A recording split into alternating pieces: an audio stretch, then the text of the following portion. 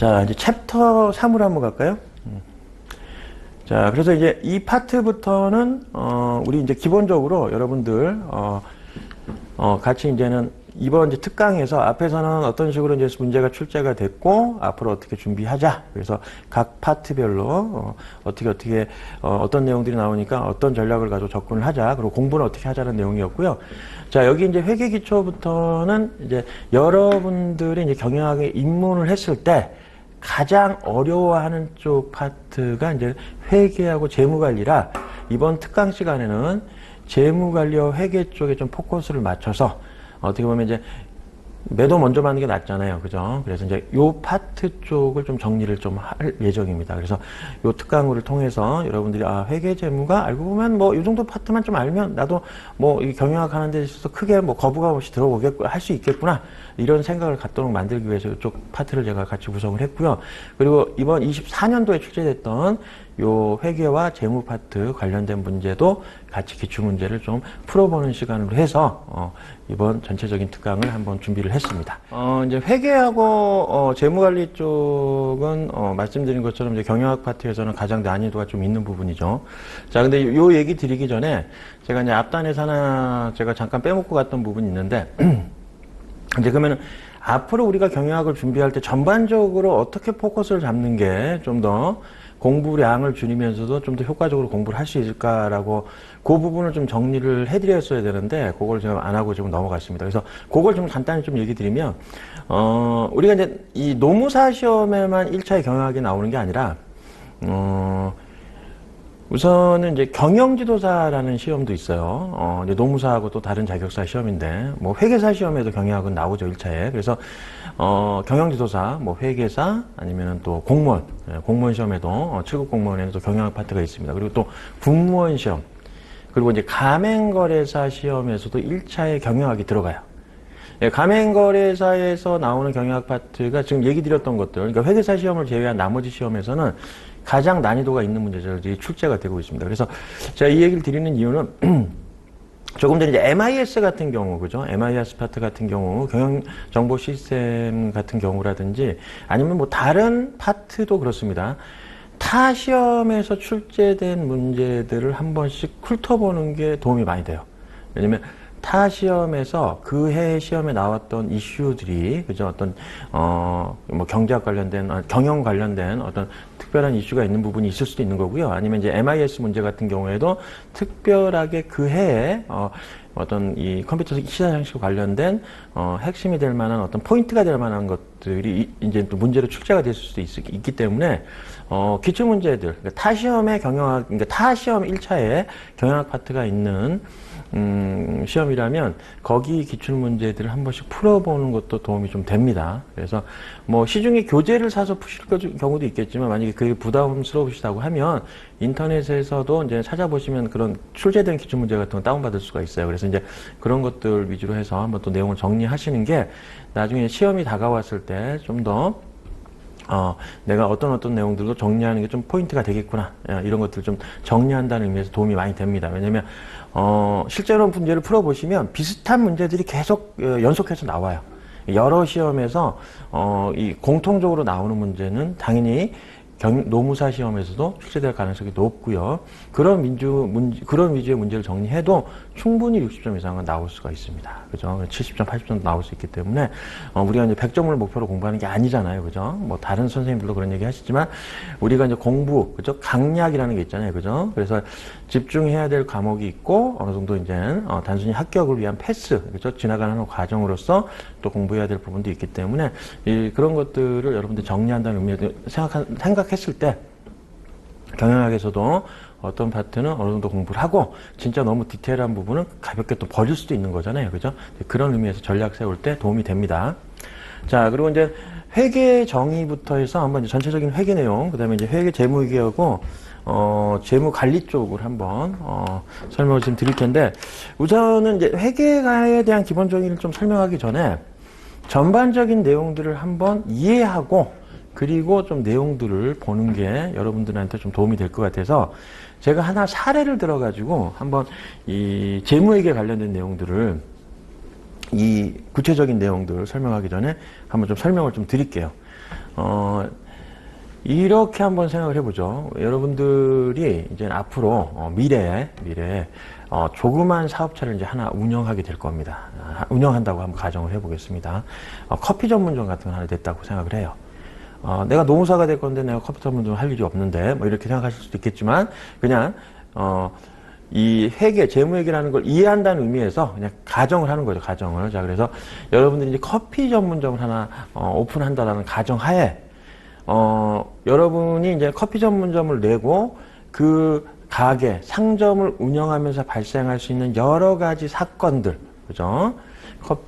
우선은 임대차 계약을 맺고 커피 머신이라는 기계를 사고 그다음에 이제 매달 월세를 내고 또 원두를 사왔다가 판매를 해서 이익을 남기고 매출을 발생시키고 그리고 매달 말일자에 임대료를 내고 이런 경제적 사실들을 한번 회계라는 걸 통해서 장부를 한번 만들어 볼 거예요. 그래서 지금 기본적인 내용들을 설명하기 위해서 내가 하나 사례를 들어가지고 그걸 설명을 하고 이 내용을 구체적으로 한번 보면 여러분들이 이해하는 데 훨씬 도움이 되기 때문에 제가 그 얘기를 좀 드리려고 하는 겁니다. 자, 우선은 커피 전문점을 제가 오픈한다고 했죠. 자, 그러면 커피 전문점을 오픈하면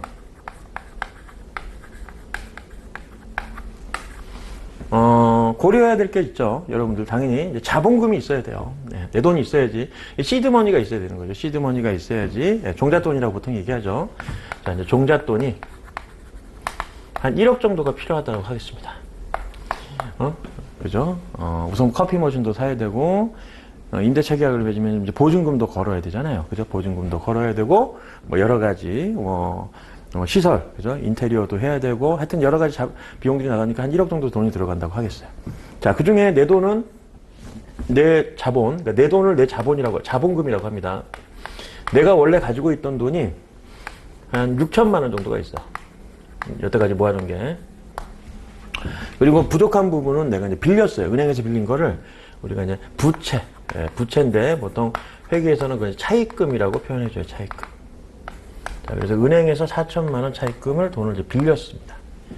자, 그래서 내 돈 6천만 원과 은행에서 빌린 돈 4천만 원 가지고 자, 1억 가지고 이제 사업을 할 거예요. 그리고 자, 이제 사업을 하면서 필요한 장비들. 우선은 상가를 얻어야 되잖아요. 그럼 이제 상가 보증금을 거야죠. 임대차 보증금. 임대 보증금을 걸어야 돼요. 자, 임대 보증금은 5천만 원이 나가는 걸로 하죠. 자, 임대 보증금 5천만 원. 이건 비용은 아니죠. 나중에 돌려받을 수 있는 돈이니까 잠깐 이 임대 계약을 맺는 동안에 내가 일종의 이제 돈을 담보 목적으로 맡기는 거하고 똑같잖아요. 나중에 이제 세입자가 돈 안 내고 도망갈 수도 있으니까. 그러니까 보증금은 나중에 돌려받을 수 있는 겁니다.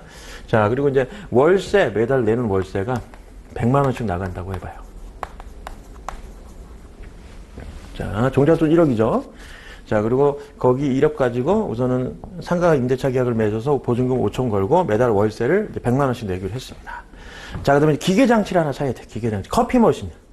커피 머신을 이제 회계에서는 그런 어떤 장비들은 다 그냥 기계장치라는 계정 과목으로 통일해서 써요. 예, 그래서 이 기계장치, 이게 이제 커피 머신, 예, 커피 머신인데, 커피 머신을 커피 머신이라고 안 하고 이제 회계에서는 이제 기계장치로 회계 처리합니다. 그래서 기계장치는 한 2천만 원 준다고 할까요? 자, 2천만 원. 자, 2천만 원을 드려요. 자, 이 기계장치를 사면은 계속 사용하는 게 아니라 또 몇 년 정도 쓰면은 또 새로운 기계장치를 사야 되잖아요. 왜냐면 뭐 이런 물리적 실체가 있는 자산들은 영구적으로 사용은 불가능하죠. 사용하는 기간이 있는데 그런 기간을 내용연수라고 합니다. 그래서 내용연수 5년이다. 그러면 5년 쓸 수 있다는 얘기예요. 평균적으로.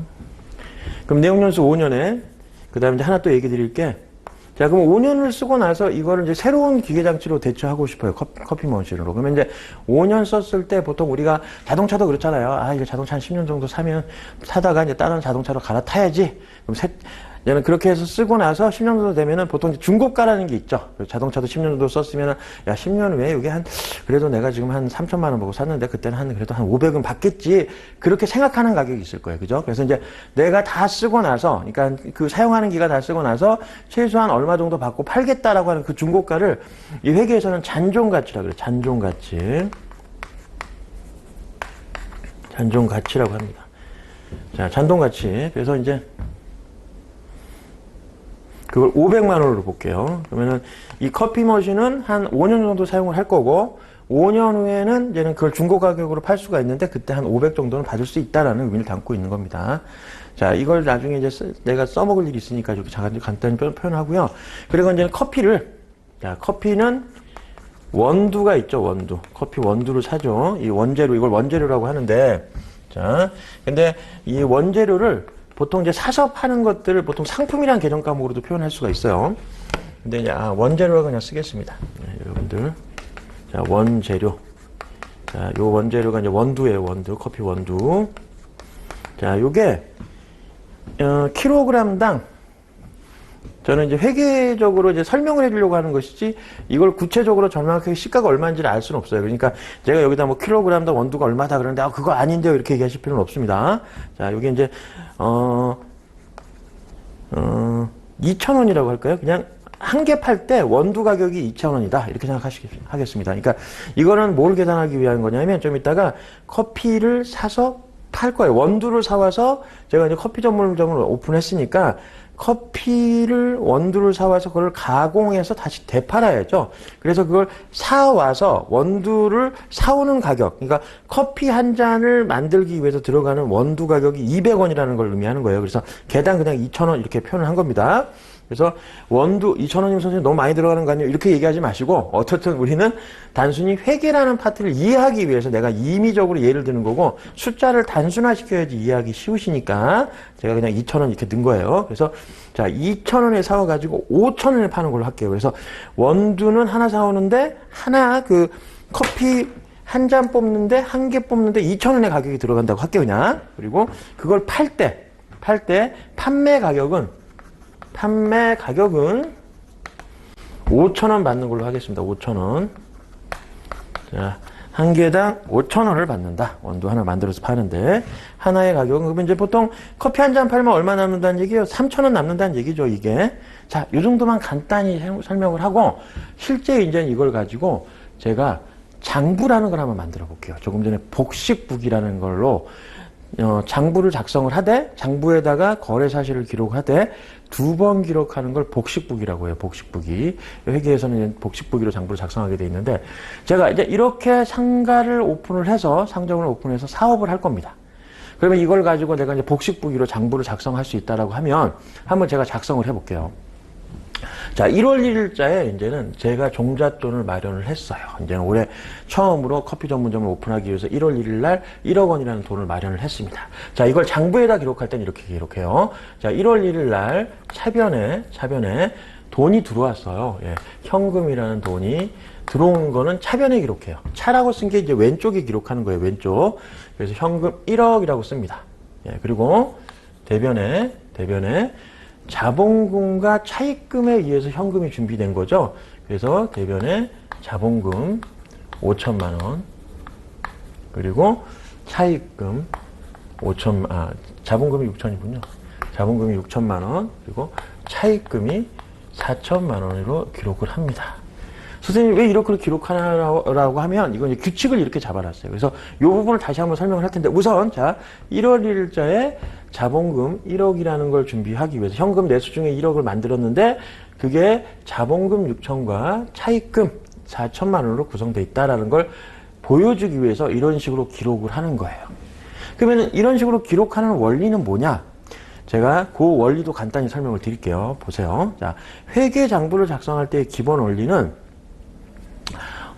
차변에 기록하는 것과 대변에 기록하는 걸로 크게 구분을 할 수가 있어요. 그래서 무슨 결론부터 얘기하면 자 왼쪽에다 기록하는 거 차대는 지우겠습니다. 정신없어 보이니까. 자 왼쪽에 기록하는 건 보통 자산이 증가하는 건 왼쪽에 기록해요. 그리고 부채하고 자본이 증가하는 거는 오른쪽에다 기록하게 되어 있습니다. 자본, 부채. 이게 도대체 뭐냐라고 할 수 있겠지만 자 우선은 결론 얘기하고 다시 설명을 드릴게요. 자 자산이 증가하는 건 왼쪽에, 부채와 자본이 증가하는 건 오른쪽에 기록을 합니다. 자, 우리 대표적인 게 뭐냐면, 자, 여러분들 아파트 사잖아요, 아파트. 그러면 아파트는 자산이에요. 여러분들이 보유하고 있는 자산. 제가 아파트를 여러분들이 한 5억 원에 샀다고 합시다. 자, 아파트란 자산이 5억 원 늘어났다라고 이제 하면, 아파트는 이제 회계에서는 건물이라고 표현하거든요. 지금 내가 여기다 아파트라고 썼지만, 어쨌든 그냥 아파트 쓸게요. 자, 아파트 5억 원이 증가했잖아요. 자산이 증가할 때는 왼쪽에 기록했죠. 근데 이게 왜 증가했냐면 아파트가 보니까 내가 갖고 있던 돈 3억 원하고 은행에서 대출 2억 원 받아서 아파트를 산 거예요. 그래서 아파트가 당연히 자산이 늘어났죠. 자산이 아파트가 늘어났는데 봤더니 은행에서 빌린 차입금 2억 원하고 내가 갖고 있던 돈, 내 돈을 이제 자본금이라고 해요. 내가 원래 갖고 있던 돈은 3억 원으로 샀잖아요. 그래서 여러분들이 거래 사실을 기록하다 보면 항상 왼쪽과 오른쪽이 거래의 결과와 그러니까 인과관계를 기록하게 돼 있는데 원인과 결과를 기록하도록 딱 작성이 되게 돼 있어. 그래서 아파트라는 5억 원짜리를 사기 위해서는 이 아파트는 뭘 근거로 해서 샀다? 내 돈과 은행에서 빌린 돈. 그래서 자산이 증가하는 건 잘 보니까 자본과 부채에 의해서 자산이 항상 구성되더라는 거예요. 거래 사실들을 기록을 해보니까 회계학자들이. 그래서 자산은 항상 부채와 자본에 대응되는 개념이구나. 내가 뭔가의 자산을 구성하는 건 결국 내 돈과 빌린 돈에 의해서 구성돼 있구나라는 걸 알 거예요. 그래서 자산과 부채는 항상 반대쪽에 기록하기 위해서 자산이 이쪽에서 증가한다고 했으니 부채와 자본은 그 반대쪽에 기록하는 게 맞다라고 보는 거죠. 그래서 이런 식으로 장부를 작성하게 만들었고 자산이 증가하면 부채 자본도 자연스럽게 증가하겠죠. 자, 그래서 이런 식으로 부채와 자본을 합친 건 항상 자산의 크기하고 같습니다. 자, 이것도 기본적인 원리예요. 그래서 경제적 사실, 자산이 증가하는 경제적 사실이 발생했을 때는 항상 자본이나 부채의 증가와 관련이 있더라. 만약에 내 돈으로 만약에 모든 아파트를 샀다 그러면 그냥 자본금 5억 원 이렇게 들어가겠죠. 근데 다 빌린 돈으로 내 아파트 샀다 그러면 그때는 차입금 5억 원으로 되겠죠. 그때는 어차피 자본금이 0이니까 어쨌든 부채와 자본을 합쳤을 때는 항상 자산의 가격하고 일치한다는 것도 여러분들이 알아두시면 됩니다. 자, 그러면 이것만 있느냐? 자, 가끔 자산이 증가할 때 부채 자본이 증가하기도 한데 자산이 증가하면서 자산이 감소하는 경우도 있을 수가 있어요. 선생님 그건 뭘까요? 조금 전에 아파트 살 때 부채가, 그러니까 아파트를 산 게 빌리거나 내 돈으로 사는 게 되니까 그 자산은 부채 자본이 합과 일치한다는 걸 이해가 갔는데 자산이 증가하면서 자산이 감소하는 경우는 뭡니까? 이런 거죠. 내가 현금 자산을 5억 갖고 있었어요. 근데 그 현금 자산 가지고 5억 원짜리 땅을 샀습니다. 땅을. 그러면 현금이란 자산이 감소를 하고 땅을 사게 되면 현금이란 자산은 감소하죠. 그죠? 그래서 감소하는 건 자산이 증가하는 게 있으면 빠지는 경우도 있겠죠. 그죠? 그때는 반대쪽에 기록하게 돼 있어요. 그래서 자산이 감소하면 반대쪽으로 기록하게 돼 있고 그 감소할 때 다른 자산이 구성되잖아요. 토지 5억 원짜리가 생기는 거잖아요. 그래서 자산이 증가하면서 자산이 감소하는 거래도 발생할 수가 있거든요. 그래서 지금처럼 자산이 꼭 부채 자본으로만 구성되는 게 아니라 단순히 자산이 증가하면서 다른 자산이 감소하는 경우도 있더라. 그래서 자산의 증가와 자산의 감소가 발생할 수도 있고요. 반대로 부채와 자본도 증가하는 경우도 있지만 감소하는 경우가 있겠죠. 그때는 반대로 가는 거예요. 똑같이. 자, 부채가 감소하거나 자본이 감소하는 경우도 있을 수가 있어요. 그래서 이거 보시면 알겠지만 자산이 증가할 때 감소할 때 반대 계정으로 온다는 얘기는 일종의 두 개가 차감되는 개념이잖아요. 들어왔으면 나가는 경우가 있고 부채도 증가할 때가 있으면 감소할 때가 있고 자본도 증가할 때가 있고 감소할 때가 있으니까 이런 식으로 반대쪽에 기록을 하면 증감의 변화를 회계장부로 표현할 수가 있다는 겁니다. 자, 그리고 자산이 증가하면서 또 한 가지가 있을 수가 있어요. 거래적인 사실을 기록을 할 때 자산이 증가하면서 또 부채 자본, 그러니까 부채 자본이 증가하거나 자산이 감소하는 경우 외에 한 가지가 더 있을 수 있어. 자산이 증가하면서 내가 벌어서 자산이 증가하는 경우도 있어. 그건 수익이에요, 수익. 그러니까 매출이 발생시켜가지고 현금이 들어오는 거야. 아니면 내가 직장생활을 해서, 그죠? 월급을 받기로 했으니까 수익이 생기고 그게 내만큼 이때 통장으로 현금이 들어와 있는 거죠. 한 달에 월급이 들어오면. 그래서 자산이 증가하는 경우, 수익이 증가하는 경우도 있을 수가 있습니다. 그리고 부채와 자본이 증가한 경우는 또 요 반대되는 개념으로 하나 생길 게 있는데, 아니면 자산이 감소하는 경우, 부채 자본하고 직접적으로 관련되는 건 보통 이렇게 연결되지만, 자산이 감소하면서, 자산이 증가하면서 자산이 감소하는 경우도 있지만, 자산이 감소하면서 비용이 발생하는 경우도 있을 수가 있거든요.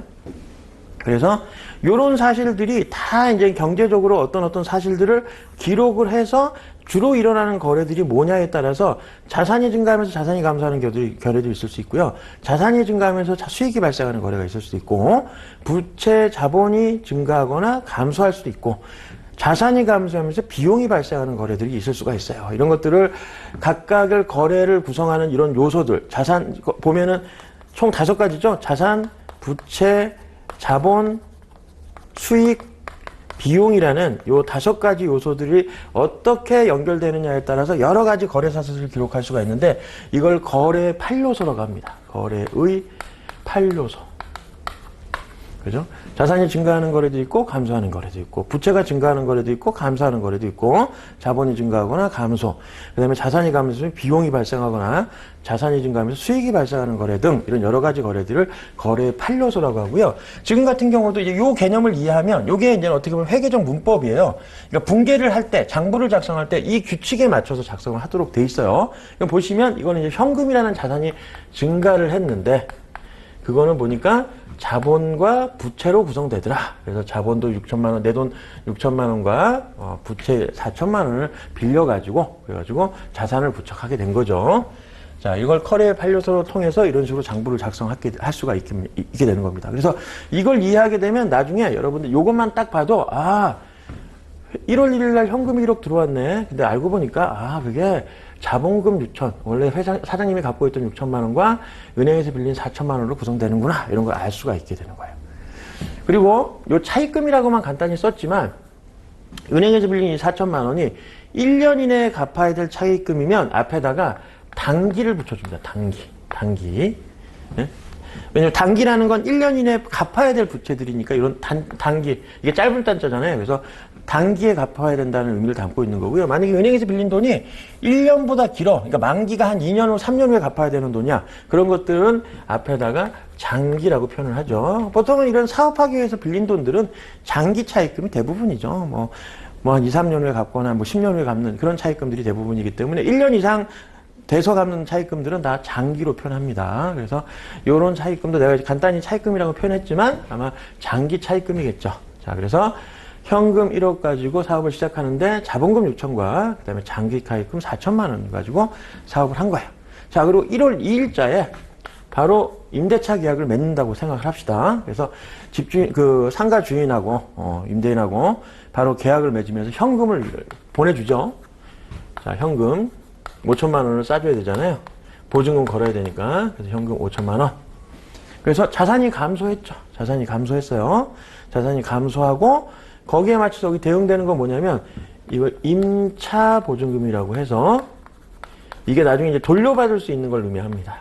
이걸 채권 자산이라고 그래, 채권. 이거 장래에 다시 돌려받을 수 있는. 채권이라는 건 미래에 현금으로 다시 받을 수 있는 권리를 채권이라고 표현하거든요. 채무는 미래에 지출해야 될 의무를 채무라고 하고, 미래에 장래에 다시 돌려받을 수 있는 돈에 대한 권리를 채권이라고 하죠.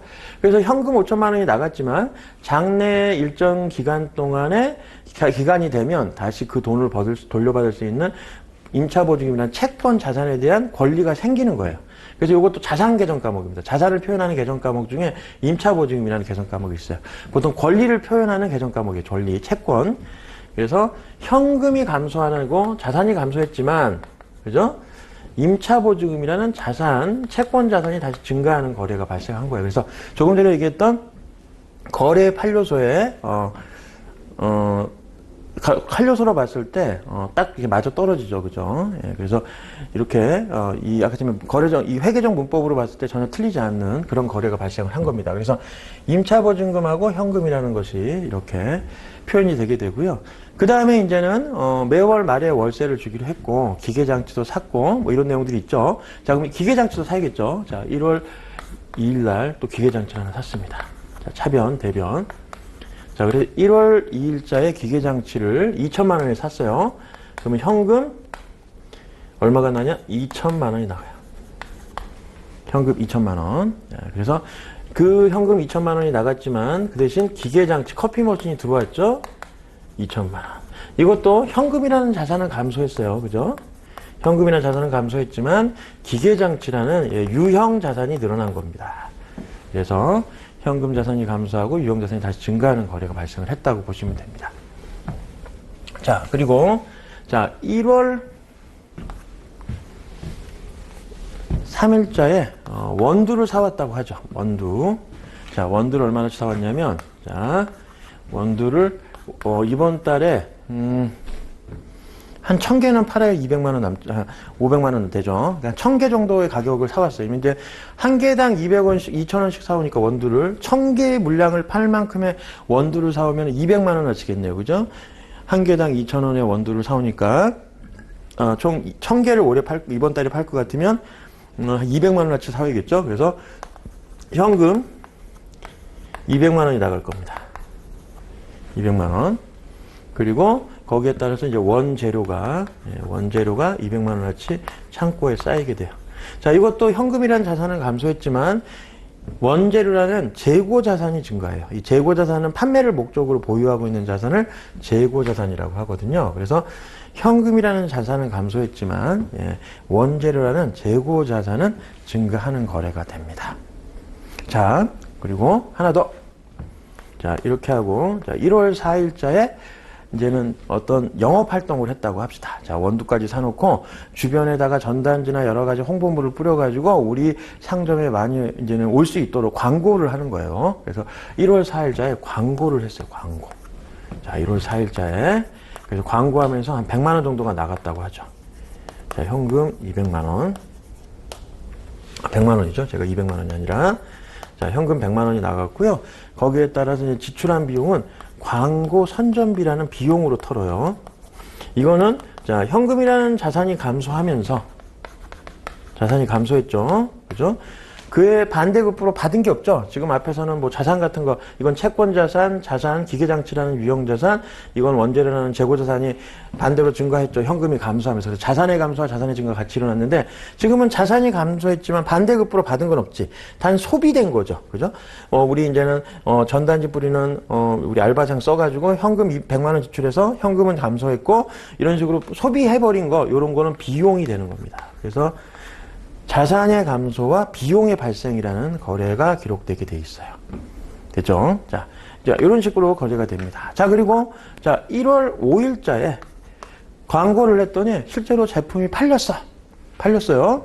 자, 그래서 1월 5일자부터 1월 한 30일자까지 쭉 팔린 건 한 번에 기록해요. 원래는 각 날짜별로 기록을 해야 되는데 반복되는 거래를 계속 여러 번 기록하는 건 7, 8만 허비하는 거니까 그냥 1월 1일부터 1월 30일자에 1000만 원어치 다 팔았다고 합시다. 1000개 다 팔았다고 합시다. 자, 한 개당 2000원씩 200만 원어치 사왔으니까 1000개를 사온 거죠. 1000개.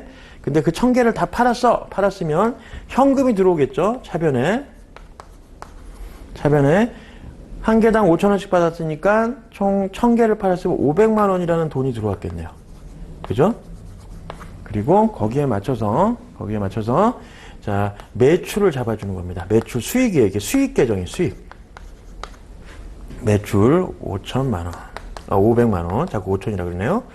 자, 5천만 원이 벌고 싶어서 그런 것 같아요. 자, 하여튼 매출 500만 원, 그다음에 현금 500. 이게 거래에 팔려서 조금 전에 지었는데 요거는 자산의 증가가 발생했고, 그죠? 현금이라는 자산이 증가했고, 요거는 수익의 발생이죠. 그죠? 반대급부로 현금이 들어왔고, 그거는 내가 뭐가 나간 건 없죠. 그냥 들어온 돈이니까 이걸 수익으로 인식하는 거예요. 수익으로. 예, 수익으로 매출 5천. 근데 자, 현금이 들어오고 매출이 증가한 것만큼 원재료가 창고에서 다 빠져나갔겠죠. 왜냐하면 팔면서 이 원재료를 소진했으니까. 그래서 원재료가 다 소진이 됩니다. 그래서 재고자산이 다 창고에서 없어져요. 그래서 원재료가 창고에서 빠져나가면 어떻든 다 팔아버렸다고 했으니까 200만 원어치가 다 나갔겠죠, 지금. 아니면 그 나간 만큼을 원재료를 처리해주면 되는데 지금은 다 나간 걸로 하니까 원재료 200만 원에서 그게 다 창고에서 빠져나갔으니까 원재료 200만 원이 감소가 돼야 됩니다. 그걸 비용 처리해야 돼. 원재료는 매출원가가 돼. 그러니까 한 개당 2,000원이라는 돈이 빠져나간 거하고 똑같은 거죠. 내가 사왔지만 커피를 팔기 위해서 5,000원에 팔기 위해서 2,000원이라는 게 비용으로 소비된 거예요. 그걸 매출원가라고 합니다. 그러니까 사올 때는 재고자산을 뒀지만 그게 판매되면서 원재료가 소진이 됐죠. 그래서 원재료는 창고에서 제거하고 그걸 매출원가라는 비용으로 계산하는 거예요. 이 비용이에요. 매출원가가. 그래서 매출원가가 얼마냐 하면 200만 원. 이런 식으로 기록이 됩니다. 매출원가. 자, 그리고 1월 31일자, 이게 좀 공간이 적으니까 여기다 쓸게요. 자, 1월 31일자는 월세가 나가는 날이죠. 자, 월세도 한번 해볼까요? 월세. 자, 월세가 얼마 나갔냐면 100만 원 나간다 그랬잖아요. 그래서 현금 100만 원이 나가는 거예요. 현금 100만 원.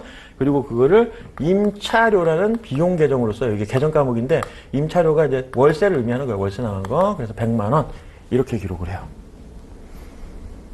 자, 그래서 이걸 우리가 이제 한 달 동안 있었던 거래 사실들을 이렇게 장부를 작성하는데 이걸 이제 복식부기로 작성한 거예요. 그래서 복식부기로 이렇게 작성을 하게 되면 이런 기업들이 활동들도 이게 계속 한 달 단위로 연속적으로 반복되는 거래를 계속 하는 겁니다. 처음에 이런 종잣돈 세팅하고 이런 거야 한 번밖에 없겠지만 그 밑에 뭐 원재료를 사와서 광고 선전하고 그다음에 그걸 판매해서 이익을 남기고 이런 거래들은 계속 주기적으로 발생을 하겠죠. 자, 그래서 이 1월 1일부터 1월 31일까지의 거래를 기업에서 하는 1년의 거래로 여러분들 생각을 하셔도 돼요. 1년 동안 이런 거래들이 반복된 것들을 가지고 이걸 가지고 나중에 이제 보고서를 작성을 해야 돼. 기업이 이런 보고서를 쓰는 이유가 이걸 통해서 우리 회사가 1년 동안 얼마나 장사를 잘했고 현재 어떤 자산들이 지금 남아있고 자산이 얼마나 증가했다. 그 다음에 부채 자본은 얼마고 자산은 얼마나 증가했고 수익은 얼마나 됐다. 이런 것들을 기록하기 위해서 보고서를 작성하는데 그 보고서를 재무제표라고 합니다. 1년 동안 얼마나 기업이 경제적 사건에 대한 사실들을 가지고 얼마나 사업을 잘했는지 그걸 확인하기 위해서 이런 요약된 보고서로 작성을 하는데 그걸 재무제표라고 해요. 재무제표. 그러면 재무제표를 가지고 선생님 이렇게 나열되어 있는 걸 가지고 어떻게 재무제표를 작성합니까? 그러니까 이 내용들을 가지고 이걸 다시 내용을 예쁘게 정리하는 작업을 또 해줘야 되는 거죠. 그래서 재무제표에는 두 가지 보고서를 크게 뭐 5가지가 있지만 그중에서 대표적인 게 재무상태표하고 손익계산서라는 게 있어요. 그래서 재무상태표와 손익계산서 통해서 뭘 볼 수 있냐면 재무상태표는 그 회사의 자산, 부채, 자본이 지금 어떤 상태에 있는지를 알 수가 있어요. 어떤 특정 시점에 그 기업의 자산, 부채, 자본이 어떤 상태에 놓여 있는지 알 수 있는 거죠. 보통 12월 31일 날 작성하니까 이 재무제표는 결산일 날 마지막 날에 지금 기업의 자산과 부채, 자본은 어떤 상태인지를 보여주고요. 그다음에 손익계산서는 1년 동안 1월 1일부터 12월 31일까지 얼마의 수익, 매출을 발생시켰고 수익이 매출 같은 말이에요. 예. 거기에 비용이 얼마가 생겼는지를 알 수 있게 해주는 게 보여주는 게 손익계산서고 수익하고 비용을 알 수 있으니까 당연히 이 기업이 얼마의 이익을 냈는지도 알 수 있는 거죠. 그거 이익을 당기 순이익이라고 합니다. 됐죠? 자, 그러면 실제로 이 내용을 가지고 재무제표를 한번 재무상태표하고 손익계산서를 한번 제가 만들어 볼게요. 보세요. 자, 재무상태표는 어떤 특정 시점의 기업의 재무상태를 확인하는 보고서이기 때문에 1월 1일 기준으로도 작성할 수가 있어요. 재무상태표는 자 1월 1일 기준의 재무상태표를 한번 만들어 보면 이렇게 만들어져요. 1월 1일자에는 요 거래 말고는 없잖아요. 요 거래. 요 뒤에 거는 다 나중에 거래가 나왔으니까. 자 1월 1일 기준으로 재무상태표를 만들어 보면 이렇게 만들어집니다. 보세요. 1월 1일자에 자 1월 1일 기준으로 재무상태표를 만들어 보면 차변에 재무상태표에는 자산, 부채, 자본이 나온다 그랬죠? 재무상태표에는 이런 식으로 자산, 부채, 자본을 표현을 해주고요. 자산에는 현금 자산이 1억 있는 거예요. 현금 자산. 여기 동그라미 칩시다. 이렇게. 현금 1억 이렇게 있었죠. 그리고 부채는 얼마가 있었냐면 장기 차입금 4천만 원. 그죠? 그리고 자본금 6천만 원. 이렇게 기록이 돼 있어요. 그래서 자본금과 장기 차입금을 합치면 항상 자산하고 일치합니다. 자, 이렇게 됐죠? 자, 근데 빨간색이 좀 잘 안 보이는 것 같아서 색깔 다시 바꿀게요. 자, 1월 2일자 기준으로 한번 작성해 볼까요? 1월 2일자 기준으로. 자, 1월 2일자 기준으로 재무상태표를 다시 작성을 하면 여기까지 포함해서 작성해야 되죠? 이렇게 해가지고. 그죠? 1월 2일 기준이면. 자, 1월 2일 기준일 때는 현금이 1억이 아니에요. 현금이 5천만 원 빠져나갔잖아요. 그죠? 1월 1일자에는 현금이 1억이었지만 1월 2일 기준에서는 현금이 5천이 빠져나갔어요. 1억에서 5천 나갔으니까. 그래서 현금은 5천만 원만 존재하죠. 그죠? 그리고 자본금은 변함이 없죠. 자본금 그대로 6천, 뭐 나간 거 없으니까, 반대로 빠져나간 거 없으니까, 자본금 그대로 6천, 차입금도 갚은 거 없으니까, 그대로 4천만 원 유지돼요. 그럼 선생님 대차가 안 맞잖아요. 라고 할 수 있지만 아니죠. 임차보증금이 생겼잖아요. 권리가 생겼잖아. 나중에 5천만 원 돌려받을 수 있는 권리. 미래에 돌려받을 수 있죠. 다시, 요 임차보증금 5천만 원이란 채권 자산이 생긴 거예요. 결국 현금 자산은 감소했지만 채권 자산, 임차보증금이나 채권 자산이 생겼기 때문에 합치면 1억이죠. 그래서 장기 차입금 4천, 자본금 6천, 그다음에 임차보증금과 현금이란 자산이 1억을 구성하기 때문에 결국 대변의 합계는 똑같이 1억으로 또 일치하게 됩니다. 항상 재무상태표에서는 대변과 차변의 자산잔액과 부채자본잔액은 항상 일치하게 돼 있어요. 무조건. 그렇게 만들었어요. 회계장부를. 예. 이 회계적 기본 원리를 통해서 작성을 하면 항상 맞아 떨어지게 돼 있습니다. 자, 그러면 1월 3일 기준은 어떨까요? 1월 3일 기준. 자, 1월 3일 기준으로 한번 가볼까요? 1월 3일 기준으로 가면 이렇게 또 1월 요것도 하나 있었네. 미안합니다. 여기까지가 1월 2일이었네요. 그죠? 그래서 요걸 생각하면은 요거까지 생각하면 1월 2일자에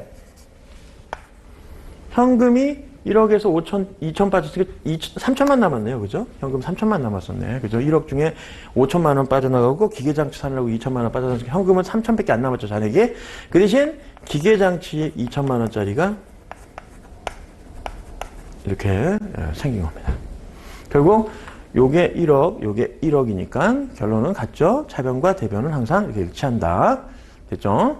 그리고 1월 3일자까지 포함하면 이렇게 들어가겠네요. 그죠? 이렇게. 자, 1월 3일까지 보려 했더니 어떻게 됐냐면 현금이 200만 원 또 나갔네. 예, 그럼 현금이 2,800만 원만 남겠죠. 3천만 원에서. 1월 3일자 기준에서는 2,800이 되겠죠. 그렇죠? 1월 3일자 기준에선. 하지만 현금이 줄어든 만큼 원재료라는 재고 자산이 늘어났어요. 이거 나중에 이제 팔아서 이익을 남기려고 창고에 보관 중인 거죠. 그죠? 그래서 200만 원. 그 합치면 결국은 1억이에요.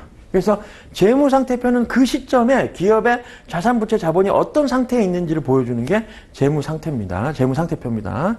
그리고 1월 4일자 기준으로 한번 볼까요? 1월 4일자. 자, 1월 4일부터는 조금 달라지는데 이게 뭐냐면 손익거래가 있어. 그러니까 앞에서는 자산, 부채, 자본에 대한 거래. 그러니까 재무상태표에만 나오는 이런 계정 과목들이 나타나다가 1월 4일부터는 손익계산서에 나타나는 계정 과목들이 이제 생기기 시작했어. 손익계정에 나타나는 대표적인 계정 과목이 수익비용이에요. 그래서 이런 광고비라는 비용 계정하고 1월 5일자에는 수익 매출이라는 이 수익 계정도 생겼죠.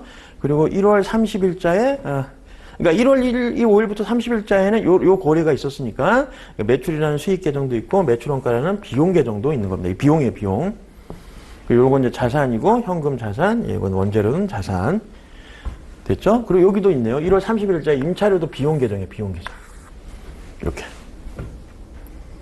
됐죠? 자, 그러면 이런 손익 계정이 있는 것들은 손익계산서에 나타납니다. 이런 것들은. 손익계산서. 자, 그래서 1월 4일부터 1월 31일까지 생겼던 것 중에 수익 비용만 내가 삼각형으로 표현했죠. 그것만 한번 손익계산서로 한번 내가 작성을 해볼게요. 자, 손익계산서로 1월 1일부터 1월 31일까지 이게 1년치라고 가정을 하면 되죠. 그냥 1년치 얘기다. 1년치 기업의 거래라고 했을 때 그냥 1월 1일부터 1월 31일이 1년치 거래다. 근데 그 중에 이제 매출이 얼마냐 해보니까 손익계산서에는 매출하고 비용을 빼서 이익을 남기는 그 계정 과목을 여기 표현하거든요. 그래서 손익계산서에는 수익과 비용이 나타나게 돼 있어요. 손익계산서의 매출은 요게 매출이죠. 1월 5일에서 30일까지 사이에 매출액이 5천만 원이었죠. 500만 원. 자꾸 5천이라 그러네요. 자, 매출액이 5천만 원이고 500만 원이고 매출원가가 얼마냐면 여기 200만 원 나왔네. 매출원가 200. 그리고 또 다른 비용들이 있죠. 매출원가에서 또 다른 비용이 있냐면 광고 선전비도 있네요. 광고 선전비. 이것도 비용이죠. 광고 선전비 얼마입니까? 100만 원. 그리고 임차료도 비용이에요. 임차료. 100만 원. 결국 500만 원이라는 매출에서 매출원가 200만 원. 원두 가격이 200이니까 그만큼 소진된 거죠. 그래서 매출액에서 원가, 매출원가, 그 다음에 광고 선전비, 임차료 빼서 이익이 얼마냐면, 여기 이제 당기순이익이라고 하겠습니다. 이걸 당기순이익. 당기순이익은 100만 원이 이익이 된 거예요. 한 달에. 예, 그죠? 그래서 여기 이제 당기순이익 이런 식으로 손익계산서에 나타나요. 예, 그러니까 손익항목, 손익계산서에는 이렇게 분계 처리한 것 중에 손익 관련된 항목만 가져와서 다시 정리를 한 거고, 재무상태표에는 자산부채 자본만 가져와서 정리를 한 겁니다. 자, 그러면 선생님 아직 1월 4일부터 1월 31일까지는 여기 아직 반영 안 했네요. 자, 이제 반영을 해볼게요. 자, 보세요. 그러면 자, 1월 31일 기준으로 한번 작성을 해볼게요. 마지막 날짜로. 자, 그러면 지금 우선은 여기까지는 1월 3일까지는 지금 했던 거죠. 자, 그러면 1월 4일 날은 현금이 또 100만 원이 또 빠졌네. 그죠? 현금이 100만 원 빠졌으면 2,700만 원이 되겠죠. 2,800에서. 그죠? 됐죠? 그런데 1월 5일자에 현금 500이 들어왔어요. 그러니까 지금 요거 이제 자산만 보면 돼요. 이건 수익, 손익계정들은 다 여기다 벌써 표시해 놨죠. 여기 표시해 놨기 때문에 요거는 볼 필요 없죠. 벌써 손익계산서에 다 나와 있는 항목이니까. 이제는 재무상태표에서는 자산 부채만 보면 되니까 자본. 현금 1월 4일자에 200이 나갔으니까, 100만 원 나갔으니까 2,700인데, 1월 5일자에서 30일 사이에 현금이 500만 원 더 들어왔으니까, 2,700에서 3,200이 되겠죠. 500이 늘어났으니까. 3,200만 원으로 바뀝니다. 됐죠? 그리고 현금이 한 번 더 나갔네, 여기. 예, 그럼 3,100이 되겠네요. 3,100. 맞죠? 3,100. 자, 3,100이 됐습니다. 자, 그래서 현금이 100만 원 더 나갔으니까 3,200에서 100 빼서 3,100인데, 여기서 중요한 건 또 원재료도 현금은 다 고려해 줬는데, 요 원재료도 빠져나갔잖아요. 이거 원재료도 장부에서 제고해줘야 돼. 왜냐면 빠져나갔잖아요. 여기 원재료가 들어왔을 때는 여기다 표시했지만, 원재료가 1월 5일에서 30일 사이에 빠져나갔으니까 원재료는 제거. 0원 됐으니까 원재료는. 그죠? 원재료는 이제 없어졌으니까. 그래서 자산의 전체 규모는 1월 31일 기점으로 봤을 때 현금 자산이 3,100, 임차 보증금이 5,000, 기계장치가 2,000 해서 총 1억 100만 원이 있네요. 그죠? 근데 요 왼쪽, 오른쪽에 부채와 자본은 지금 장기차입금 4천만 원과 자본 6천. 요건 변함이 없죠. 뭐 들어오고 나간 거 없으니까. 선생님 대차가 조금 전에 맞는다고 했는데 여기는 1억 100만 원이고 여긴 1억 원밖에 안 되는데요? 안 맞는데요? 라고 생각하면은 뭐가 반영돼야 되냐면 자 이렇게 1월 30일까지 거래를 해서 손익거래까지 발생을 했잖아요. 그래서 지금 여기 자산은 지금 1억 100만 원이 됐죠. 그러면 여기 손익계산서에 반영된 당기순이익 100만 원 있죠? 요 순이익이 기업의 이제 자본을 구성합니다. 이익잉여금을 구성하게 돼 있어요. 이익잉여금.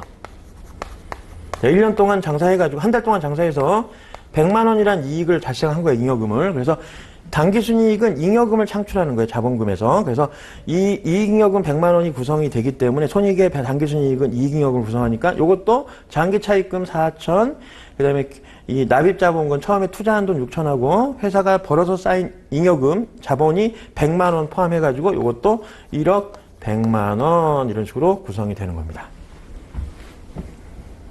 됐죠?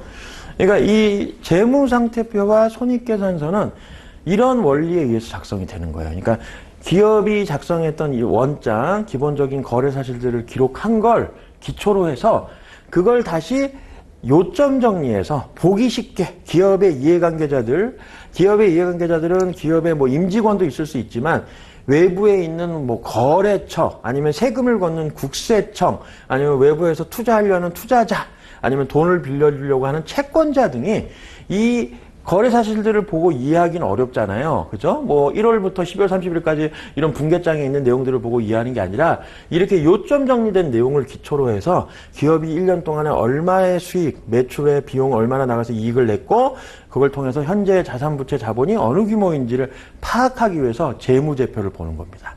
재무제표. 재무제표라는 게 결국 앞에서 작성한 이런 거래 사실들을 요점 정리한 거예요. 요점 정리. 그래서 이렇게 기록하는 걸 우리가 이제는 이 재무회계에서 배우는 거예요. 자, 마지막으로 하나 더 얘기를 하죠. 자, 재무상태표하고 손익계산서는 이렇게 작성을 하는데 여기서 내가 하나 고려 안 한 게 있습니다. 뭐냐면 기계장치를 여기서는 이렇게 200만 원으로 2천만 원으로 해서 기록을 해놨죠. 그죠? 근데 이 기계장치라는 게 말 그대로 5년 정도 쓰면 중고가 돼요. 그래서 500만 원밖에 못 받아요.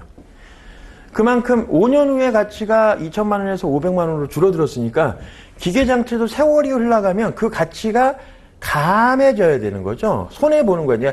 내가 분명히 2천만 원 주고 샀지만 나중에 5년 후에 500만 원밖에 안 되면 그 사이에 1,500만 원이랑 가치가 감소한 거 아닙니까? 그죠? 그러니까 그런 1,500만 원의 가치 감소분을 이 체계장부에 고려해서 반영을 해줘야 돼. 그걸 감가상각이라고 해요. 감가상각.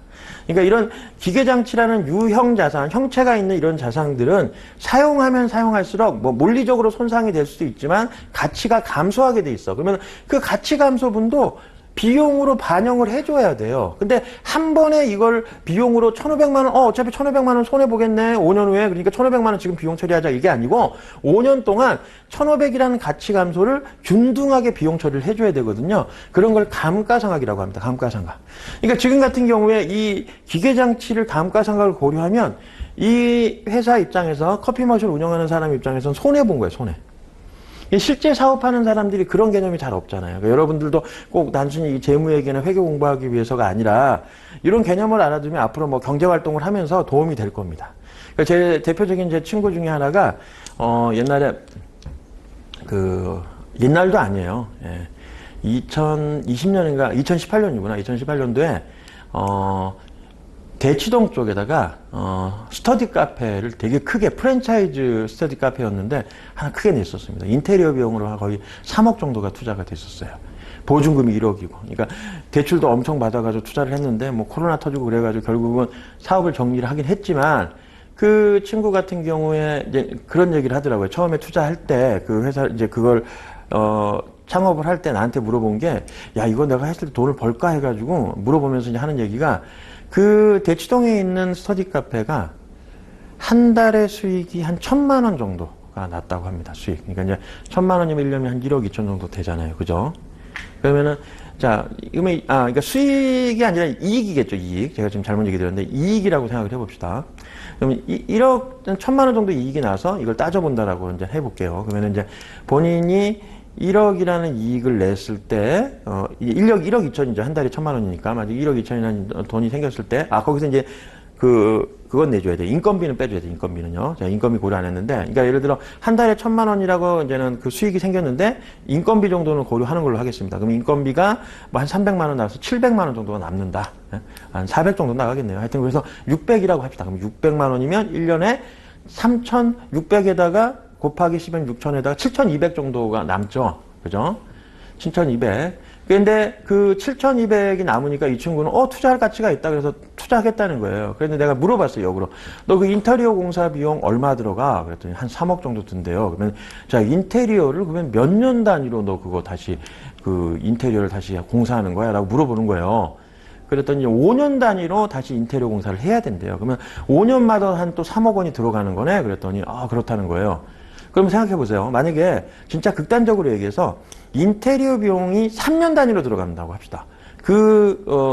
인테리어 공사가 3년 단위면 1년에 1억씩 사라지는 거예요. 그죠? 내가 지금 3억 들여가지고 인테리어 공사를 하면 1년이 지나면 1억이랑 가치가 감소하고 2년 지나면 또 1억, 3년 지나면 1억 들어가지고 3억이 다 사라지는 거예요. 왜냐면 3년에 또 3억을 들여야 되니까. 근데 이 친구는 조금 전에 한 달에 한 600 정도 이익 나는 거예요. 그러니까 인테리어 비용 들어간 건 생각도 안 하고 한 달에 600만 원씩 1년에 7,200만 원을 버니까 큰 수익이라고 생각할지 모르지만 본인이 만약에 인테리어 비용 들어간 거, 인테리어 공사 들어간 거를 비용으로 생각을 했으면 고려를 했으면 대래 마이너스인 겁니다. 1년에 1억씩 만약에 3년으로 극단적으로 3년에 만약에 인테리어 공사를 다시 해야 되는 상황이었다면 1년에 1억 원씩 사라지니까 7,200 벌어가지고 인테리어 공사로 1억 나갔으니 대략 마이너스 2,800만 원씩 손해보는 거예요, 손해. 그죠? 그러니까 감가상각이라는 걸 고려를 해줘야 되는 거죠. 그러니까 이것도 기계장치가 커피머신 2천만 원에 사왔지만 내용연수 5년에 잔존가치가 500이면 1년에 얼마 정도가 감가상각이 일어나냐면요. 자, 당연히 결국 1,500만 원이 비용 처리가 돼야 된다는 거예요. 5년 동안. 그죠? 1,500만 원이라는 게 비용으로 처리해야 됩니다. 빨간색이 안 보이는데 자꾸 제가 빨간색으로 하네요. 그죠? 제가 다른 색깔로 다시. 자, 예, 신세후를 하겠습니다. 그러니까 2천만 원에 샀지만 5년 지나면 이제 500만 원의 가치는 남아 있으니까 실제로 이제 비용으로 털어야 될 거는 이제 1,500만 원이죠. 그래서 2천만 원에서 500만 원을 빼고 그걸 만약에 매년 일정하게 비용으로 처리한다면 그걸 5년으로 나누면 돼요. 이게 이제 정액법에 의한 감가상각이라고 해요. 매년 동일한 비용 금액을 비용 처리할 때 정액법에 의한 감가상각이 있는데 감가상각 방법은 뭐 정액법도 있고 정률법도 있고 연수학계법도 있고 여러 가지 방법이 있어요. 그중에 이제 이런 정액법을 쓰게 되면 2천만 원에서 500만 원 남겨놓고 1,500만 원이 같이 감소하니까 5년으로 나누면 300만 원, 1년에 300만 원이라는 게 비용으로 발생하는 겁니다. 만약에 지금 제가 1월 1일부터 1월 31일까지만 했지만 이게 1년치 거래라고 가정을 하고 보면 대략 임차료까지 고려했을 때 감가상각비가 300이면 마이너스 200 적자를 보는 거예요. 그죠? 그래서 실제로 감가상각 같은 것도 고려를 해줘야 되는데 이런 것들은 이제는 감가상각이라는 것도 이제 12월 31일 날 장부에 반영을 해줘요. 왜냐면 이거 실제로 거래가 일어나는 건 아니잖아요. 그래서 이런 12월 31일 날 이런 유형자산에 대한 감가상각기는 이제 분계라 그래가지고 12월 30일 기준으로 해가지고 그것까지 고려해서 다시 장부를 작성합니다. 그래서 그걸 결산 수정 분계라고 해요. 그러니까 결산 시점 12월 30일에만 작성하는 여러 가지 이런 분계 내용이 있어요. 뭐 감가상각도 있고 뭐 대손이라는 것도 있고 뭐 대충 설정하는 것도 있는데 하여튼 그런 복잡한 거래를 떠나서 이런 거래들이 계속 반복되는 것들을 이렇게 보고서로 작성하는 게 결국 회계에서 하는 전반적인 내용들이라는 거예요. 그러니까 재무회계에서 하는 것들이 되게 복잡해 보이지만 사실 이런 경제적 사실들을 기록을 하고 그걸 장부를 작성해서 보고서를 작성하는 그런 일련의 과정들을 이제 회계라고 하는 거고요. 그런 정보를 필요하는 사람들이 누굽니까? 이해관계자들이에요. 기업의 이해관계자들. 그래서 기업의 이해관계자들이 그런 내용들을 기초로 해서 그 기업에 투자를 할 것인지 말 것인지 그런 의사결정을 하게 되는 겁니다. 뭐 CEO 입장에서는 이 회사에서 또 어떤 이익을 내기 위해서 어떤 행위를 해야 되는지 의사결정 자료로도 활용을 할 수가 있겠죠. 자, 이제 이런 내용들을 기억하면서 여러분들이 좀 내용들을 정리를 하면 훨씬 좀 의미가 잘 들어올 거예요. 자, 그래서 한번 다시 한번 좀 내용을 이제 하나씩 살펴보도록 하겠습니다. 자, 그래서 회계 정의는 뭐냐? 회계정보 이용자가 합리적인, 회계정보 이용자가 결국 이해관계자예요, 이해관계자. 그래서 뭐 이해관계자는 여럿이 있었죠. 뭐 기업의 CEO도 있고, 직원, 임직원들도 있을 수 있고, 이해관계자에는. 기업과 관련된 이해관계자들은 뭐 임직원도 있을 수 있고, 또 누구도 있습니까? 이거 또 넘어갔네요. 자. 그리고 뭐 국세청도 될 수 있는 거고요. 그다음에 기업과 거래하는 거래처일 수도 있는 거고, 기업에 돈을 빌려준 채권자일 수도 있고, 기업에 투자한 주주일 수도 있어요. 그런 사람들이 다 이해관계자입니다. 그런 사람들이 이제 회계 정보를 이용하려고 하는 사람들이죠. 그래서 회계 정보 이용자가 합리적인 의사결정, 그러니까 합리적인 의사결정을 할 수 있도록 기업 실체에 대한 유용한 정보, 그러니까 기업의 현재 상태를 보여주는 재무상태표나 자산부채 자본의 규모를 알 수 있는 재무상태표나 기업의 수익 비용을 경영성과를 볼 수 있는 손익계산서 등의 유용한 정보를 인식, 그러니까 장부에 작성해서 측정하고 기록하고 전달하는 그런 일련의 과정을 회계라 한다, 이렇게 정의하고 있습니다. 그래서 하여튼 회계정보는 결국 의사결정 목적에 사용할 수 있도록 기업의 경제적 사건이나 사실들에 대해서 기록하고 그걸 보고하는 일련의 활동이다, 이렇게 정의할 수 있는 거죠. 자, 회계보고서를 작성할 때, 우리가 이제, 요건 제가 지금 재무회계를 예를 들었는데, 요거 말고 또 관리회계라는 게 하나 있어요. 회계보고서에 따른 분류해서. 재무회계도 있고 관리회계도 있거든요. 자, 관리회계도 한번 간단히 얘기하겠습니다. 제가 오늘 이제 특강 시간에 사실 회계의 모든 내용들을 다 설명하기는 어려워요. 그렇지만 전체적인 개념을 여러분들이 이해하신다면 회계가 생각보다 어렵지 않구나라는 걸 이해할 수 있도록 제가 이제 특강을 구성하는 거거든요. 그러니까 혹시나 제가 얘기하다가 이거 제가 회계학과 출신인데 이런 거 얘기 안 해주셨는데 여기 얘기할지 모르지만 모든 내용을 다 설명드리는 건 아니고 여러분들이 최대한 쉽게 입문할 수 있도록, 그죠? 경영학을 이제 만약에 내가 선택을 한다면 여러분들이 좀 더 부담감 없이 이 경영학을 선택할 수 있도록 하기 위해서 그나마 난이도가 있는 쪽 파트를 제가 좀 설명을 드리는 겁니다. 자, 그래서 관리회계 보시면 관리회계에 대해서 간단히 얘기할게요. 이런 게 관리회계예요. 자, 이번엔 여러분들이 어린이집 원장님이 한번 돼봅시다. 원장님. 자, 어린이집 원장님이 됐어. 그래서 이제 어린이집을 운영하면은 여러분들이 사장님이니까 이제 원장님도 사장님 아닙니까? 그죠? 원장님 입장에서는 이게 솔직하게 운영하는데 돈이 돼야지 운영을 하죠. 돈이 안 되면은 운영할 필요가 없잖아요. 내가 뭐, 자원봉사하는 뭐, 봉사 어떤 단체도 아니고, 그죠? 뭐, 선교활동하는 교회도 아닌데, 이익이 남아야 이 어린이집을 운영을 하고, 나도 먹고 살 테니까. 그래서 원장님 입장에서는 어느 정도 수익이 나야 되는데, 자, 그러면 이제 원장님도 CEO잖아요. 기업의 CEO처럼, 그죠? 경영자니까. 자, 이 원장님이 고려해야 될 게 뭐가 있냐면, 자, 원비, 한 달에 얼마를 받아야 될지, 그죠? 한 명당, 그죠? 그리고 나가는 것들을 생각해야 돼요. 선생님 인건비. 선생님 인건비는 얼마가 나가냐면, 한 명당 200만 원 나간다고 합시다. 그리고 월세 나가죠, 월세. 한 달에 월세. 그죠? 월세가 100만 원 나가요. 이렇게 생각을 할게요. 가정을 할게요. 월에 100만 원. 그리고 하나 더 고려하면, 이제 비용 중에 이제 식비. 뭐 그 외에도 되게 많겠지만, 저는 이제 이 관리회계, 원가 관리회계에 대한 설명을 좀 드리려고 하는 거니까, 자, 원비가 얼마를 받아야 될지, 요건 이제 수익이에요. 원장님 입장에서는. 근데 요거는 지금 물음표를 다 한 게 여러분들한테 한번 고민을 해보라고 던진 겁니다. 자, 선생님 인건비가 200만 원, 월세가 100만 원 나가요.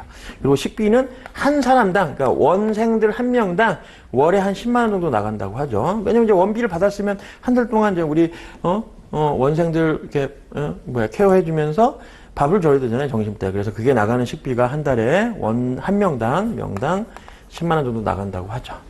자, 그랬을 때 원장님이 손해를 안 보려면 도대체 한 명당 원비를 얼마나 받아야 될까를 생각을 해봐야 되는 거예요. 근데 요때 선생님, 단 조건이 있어. 선생님 한 명당 케어할 수 있는 선생님 1명당 한 명당, 그죠?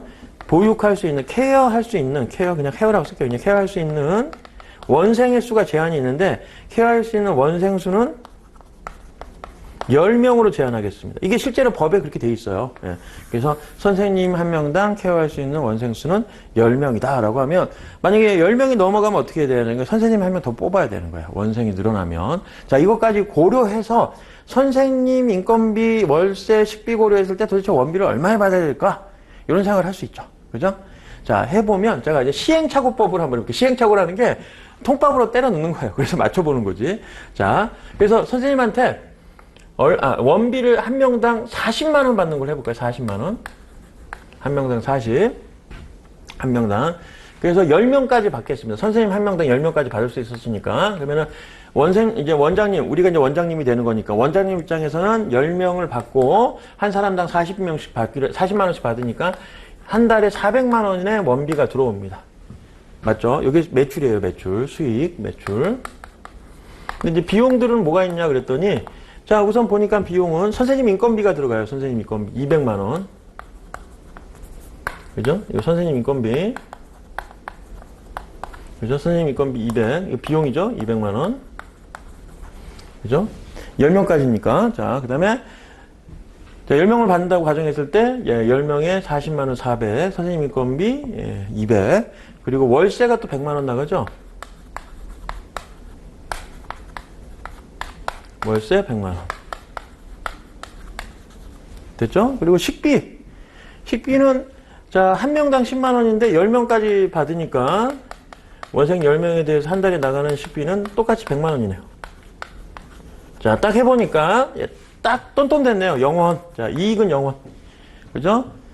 40만 원씩 받으면 똔똔이네요. 그죠? 그래서 40만 원씩 받았을 때 10명에 400만 원 최대한, 선생님 하면 10명 최대한 받는다고 했을 때 400까지 벌 수가 있는데요.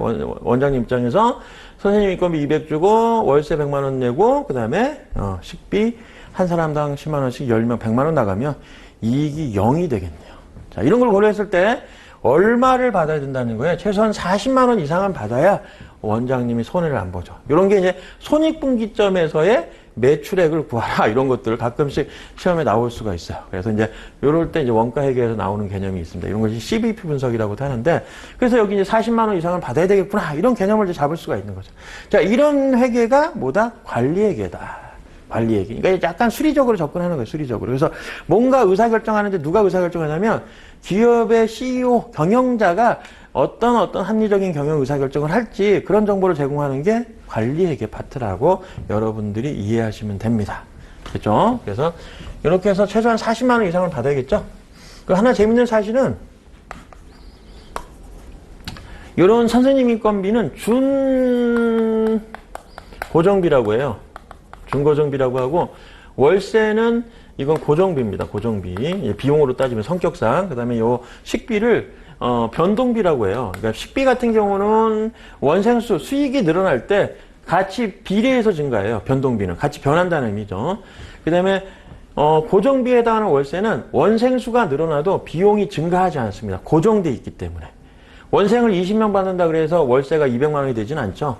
그죠? 근데 식비 같은 경우에는 원생수가 20명 늘어나면 비용도 똑같이 200으로 늘어나죠. 그래서 이건 변동비, 월세는 고정비. 그 다음에 이제 선생님 인건비는 변동비 성격과 고정비 성격을 같이 가지고 있어서 중고정비라고 합니다. 왜냐하면 10명까지는 200만 원인데 11명이 되면서부터 선생님 인건비는 400만 원으로 튀어올라요. 그죠? 그래서 중고정비라고 하고요. 또 20명이 넘어 21명부터는 또 몇 명이니까 선생님 3명이 필요하잖아요. 600만 원. 이런 식으로 일정 구간별로 비용이 툭툭 올라가는 계단 형태의 비용을 이런 걸 준고정비라고 해요. 그래서 일정 금액이 이제 사람이 넘어가면 거기에 따라서 또 비용이 튕겨 올라가는 거죠. 그래서 만약에 여기서 선생님 만약에 한 달에 50만 원씩 받아봅시다. 처음에 10명을 받을 때 50만 원씩 받았어요. 그러면은 수익이 500만 원이 되죠. 수익이. 그러니까 최소 40만 원 이상을 받는데 50만 원 받는다고 하면 원장님 입장에서는 원생 10명을 통해서 500을 벌 수 있고 선생님 인건비 200, 월세 100, 그 다음에 식대 100 해서 100만 원의 이익을 남겼거든요. 그죠? 근데 11명이 되면 적자예요, 적자. 예, 여러분들 좀 머리가 빨리 돌아가는 분들이나 회계 쪽 하시는 분들은 알겠지만 11명이 되면 매출은 550이 되죠. 그죠? 550. 근데 선생님 인건비가 얼마가 돼요? 400이 됩니다. 400. 그리고 변동비도 늘어나죠. 여기 11명이니까. 예, 110만 원이 돼요. 10명일 때는 100만 원이었지만 10만 원씩이니까 11명이니까 110만 원이죠. 10명일 때 100. 그러니까 이게 총 얼마가 들어가? 610만 원이 들어가. 610만 원. 그죠? 400에 100 아니고 500에다 610. 근데 550 벌어서 610이니까 마이너스 60만 원 버는 거예요. 마이너스 60. 그런 거. 자, 그래서 이런 비용들이 이제는 어떤 비용 성격에 따라 수익 비용에 영향을 많이 주죠. 그래서 이런 거는 관리회계 쪽에서 이제 다루는 파트라는 거 여러분들이 알아두시면 되겠습니다. 자, 그래서 여기 이제 보시는 바와 같이 회계 보고의 목적에 따른 분류에서 보시면 재무회계는 일반적인 목적의 재무제표, 조금 전에 작성했던 재무제표를 통해서 외부 정보 이용자들이 이제 의사결정에 활용을 하도록 만들어주고요. 관리회계는 경영활동에 필요한 원가계산이나 의사결정 관련된 거니까 내부 정보 이용자 하면 누구? 조금 전에 CEO, 경영자한테 필요한 의사결정에 필요한 정보를 제공하는 거다. 그 다음에 세무회계는 그냥 뭐 이 세금신고와 관련된 거, 세법의 규칙에 따라서 작성하는 그런 회계다라고 생각하시면 되겠습니다. 우리는 이런 부분까지는 몰라도 상관없어요.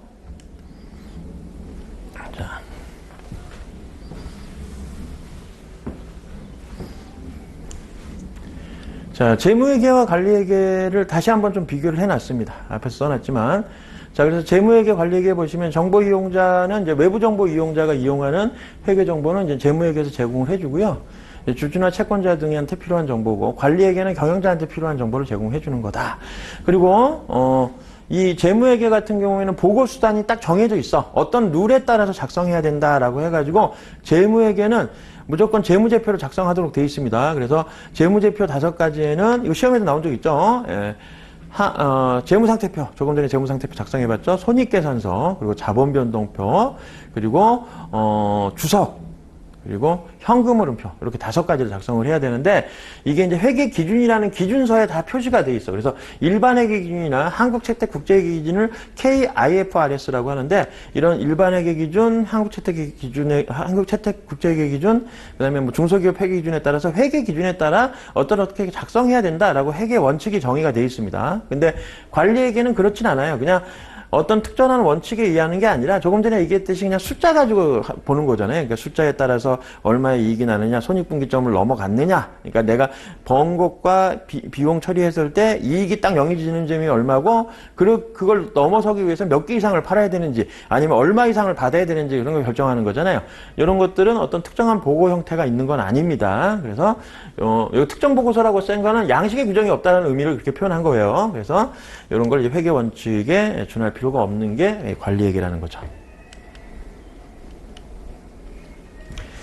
자, 그리고 이제 회계의 개념 체계하고 회계 원칙에 대한 얘기가 나오는데요. 결국 이제 회계 개념 체계를 보시면 재무보고의 목적을 명확하게 하고 이를 달성하는 데 유용한 재무회계의 기초정보를 제공하는 걸 목적으로 개념체계라는 걸 만들었어요. 그러니까 왜 개념체계라는 게 생기냐? 회계의 구체적인 목적이 뭔지 그걸 명확하기 위해서 표시해줬다라고 생각하시면 되는 거고, 자, 그 다음에 회계 원칙은 이런 개념체계의 바탕을 둬서 정보 이용자한테 정확한 정보를 제공하기 위해서 어떤 규칙을 만들어서 해야 될지 원칙을 말 그대로 정하는 걸 회계 원칙이라고 해요. 그냥 간단하게 보시면 돼요. 이런 게 시험에 나오진 않습니다. 자, 그리고 회계의 목적은 조금 얘기했지만, 이해관계자들한테 의사결정에 필요한 중요한 정보를 제공해주는 거, 유용한 정보를 제공하는 걸 회계의 목적으로 보고요. 이제 회계라는 기업이 있으면 이제 기업의 회계 정보, 기업 정보 중에 이제 회계 정보를 이용하는 사람들은 누구다? 이런 이해관계자들이 이용을 한다는 거죠. 그죠? 경영자한테 필요한 정보도 제공해주고, 채권자, 그 다음에 주주, 거래처, 그 다음에 국가의 세금 같은 국세청의 공공기관에도 기업의 회계 정보를 제공해주고 있다. 이렇게 보시면 되겠죠.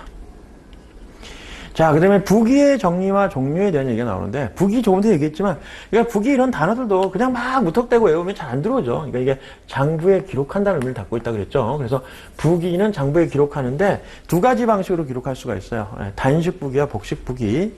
근데 기업회 기준에서는 어떻게 작성해야 된다?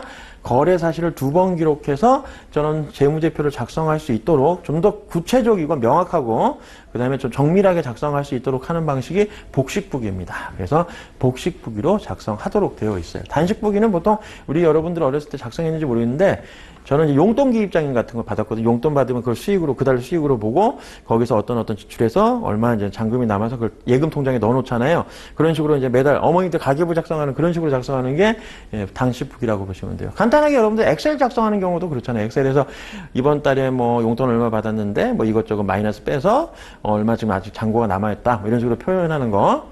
이렇게 한 줄로 쭉 나열해서 기록하는 게 이게 단식부기라고 보시면 됩니다. 복식부기가 갖고 있는 여러 가지 장점들은 거래의 이중성, 그러니까 거래는 원인과 결과가 있잖아요. 조금 전에도 했지만 아파트를 내가 1억에 샀어.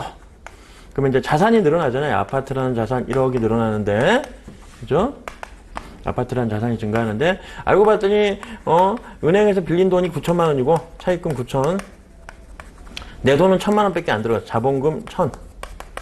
이렇게 표현하잖아요. 그러면 이제 뭘 할 수 있는 거야? 나는 이 사람이 만약 내가 이런 재무제표를 이런 장부를 만들어서 어디다가 딱 표시해 놨더니 누군가 회계 정보를 보는 사람이 딱 왔으면은 이 친구 1억 원짜리 아파트 있네. 뭐 1월 4일자라 그러니까 1월 4일짜리 아파트 샀네.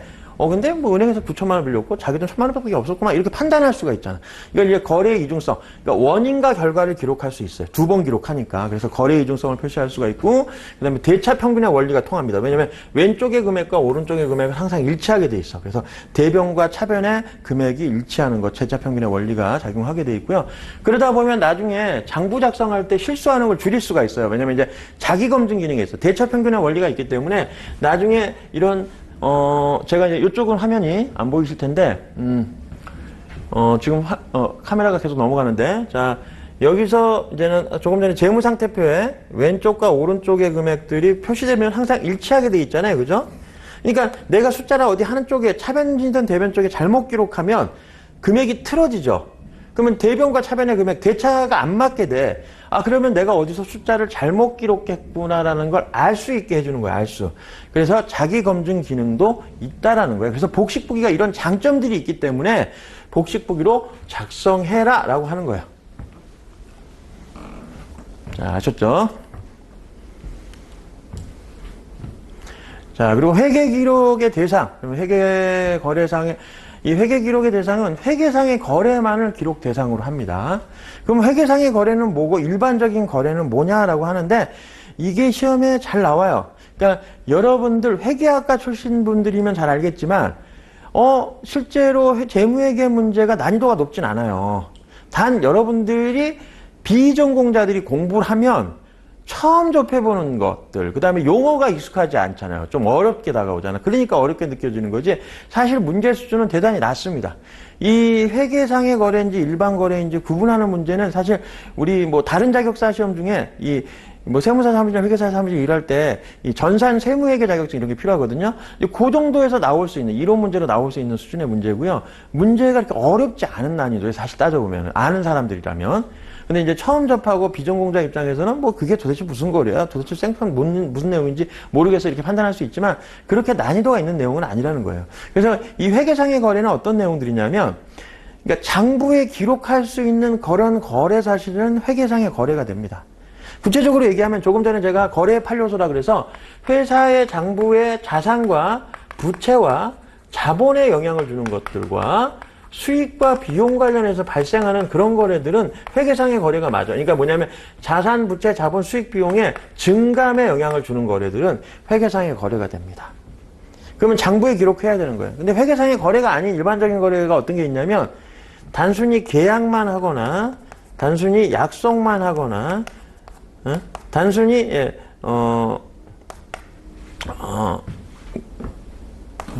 뭐 주문만 하는 경우도 있겠네. 주문만 하는 경우 이런 것들은 회계상의 거래가 아니에요. 회계상의 거래가 이게 잘 의미가 안 나오죠. 회계상의 거래가 아니다. 이게 정확하게 의미하는 건 뭐냐면요. 권리 의무 관계가 확정되어 있으면 회계상의 거래야. 그러니까 왜냐면 내가 지급할 의무가 생겼거나 받을 권리가 생겼거나 이런 건 다 100% 회계상의 거래가 됩니다. 근데 계약, 약속, 주문은 단순 어떤 사건이 발생했고 거기에 따라서 어떤 행위를 했지만 그게 권리 의무 관계에 영향을 미치지 않는 것들은 회계상의 거래가 아니라는 거예요.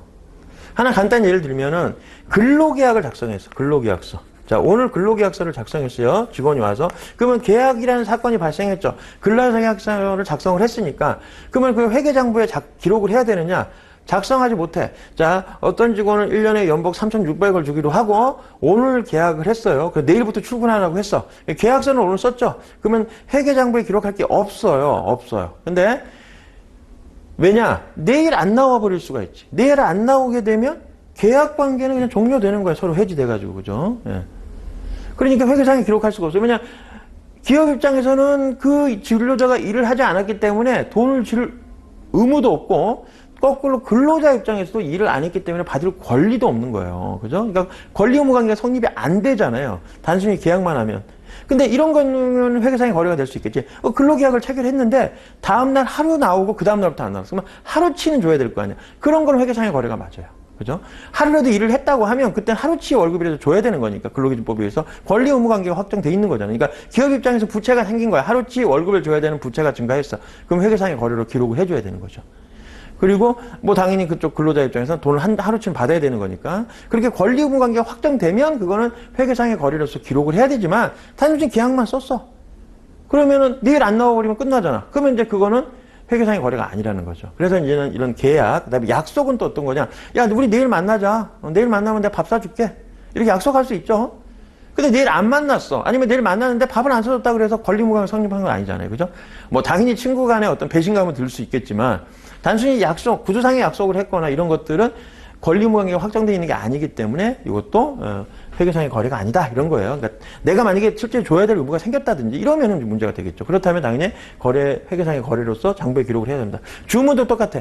주문하기로 했는데 물건이 배송이 안 됐어. 아니면 안 받았어. 그럼 아직 권리 관계가 성립 안 한 거예요. 근데 주문을 했는데 물건이 들어왔어. 이러면 이제 회계상의 권리가 성립된 거예요. 왜냐면 이미 그쪽에서 물건을 배송을 했고 나는 받았으니 그걸 다시 반품을 해서 뭐 금액을 줄이거나 거약 취소를 하기 전까지는 회계상의 권리가 의무 관계가 권리 의무 관계가 성립이 된 거니까 그건 장부에 기록을 해야 되지만 여기서 말하는 건 단순히 그 사건을 기록했다고 해서 계약을 했다고 해서 약속을 했다고 해서 주문을 기록했다고 해서 회계상의 거래는 아니라는 거죠. 네, 그 얘기를 알아두시면 됩니다.